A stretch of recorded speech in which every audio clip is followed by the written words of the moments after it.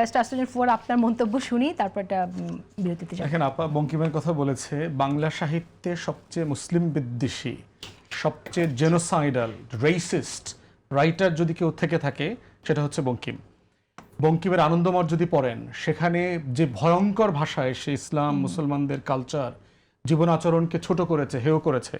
এবং তখনকার দিনের যুগান্তর অনুশীলন নামে যে হিন্দুত্ববাদী সংগঠন ছিল, যারা কালী মন্দিরে গিয়ে আপনার নিজেদের রক্ত বের করে এরপরে শপথ করতো মুসলিম হত্যার, এইরকম একজন রাইটারের রেফারেন্স দিয়ে মানে কথা বলাটা খুবই মানে আমাদের জন্য খুব আচ্ছা, কষ্টকর। আমরা এই রেফারেন্সটা বাদ দিই, বঙ্কিম আর ফররুদ্দীনকে বাদ দিই, আর নজরুলই থাকুক আমাদের মাঝে। আমরা যদি আগে ভাষার কমন জায়গা থাকতে হবে, আমরা যেটা বারবার বলেছি, আমরা শুরু থেকে বলেছি কোনো ভাষাকে বাদ দেওয়ার আমি পক্ষে না।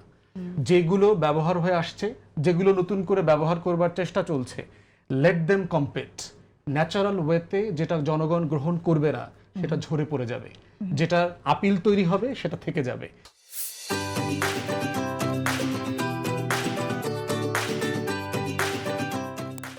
যেমন দেখেন, কিন্তু দায়িত্বশীল ব্যক্তিরা যখন অশ্লীল ভাষায় গালি দেবেন, সেটা কি আসলে সমাজকে প্রভাবিত করবে কিনা? অফকোর্স করে। আমাদের ইয়াং ছেলেমেয়েদের মুখে যে আপনার অনলাইনে যে ভাষা দেখি, এটা তো আমাদের ছোটবেলায় আমরা কখনো এই ধরনের ভাষা ব্যবহার করি নাই। এখন প্রশ্ন হচ্ছে যে এইটা একটা গ্লোবাল ফেনোমেনা হয়ে গেছে।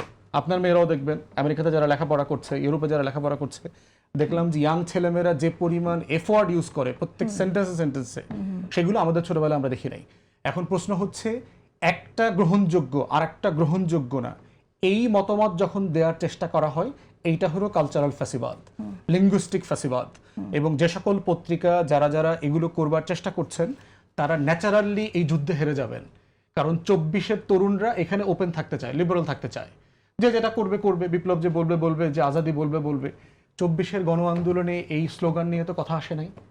বাংলাদেশের কোটি কোটি তরুণরা অনলাইনে অফলাইনে যে রাস্তায় আন্দোলন করেছে, এই শব্দগুলো দিয়ে তো করেছে, কেউ তো আপত্তি তোলে নাই। কিন্তু যে যেটা করবে আপনি বলছেন, কিন্তু আমরা তো দেখছি যে ছায়ানটে অ্যাটাক হচ্ছে, উদীচিতে অ্যাটাক হচ্ছে। যদি সেটাই আমরা না করতে দিই, তাহলে আমরা একটা রিঅ্যাকশনারি পলিটিক্সের কথা আবার ফিরে আসছি। সেটাকে আপনি থামিয়ে দিয়ে, বন্ধ করে দিয়ে, তারপর আপনি অন্য আরেকটা বিষয়কে আপনি হিন করছেন, সেটা কি আমরা সেটা কোনোভাবে গ্রহণযোগ্য কাজ না। প্রশ্ন সেটা অন্য আলোচনা।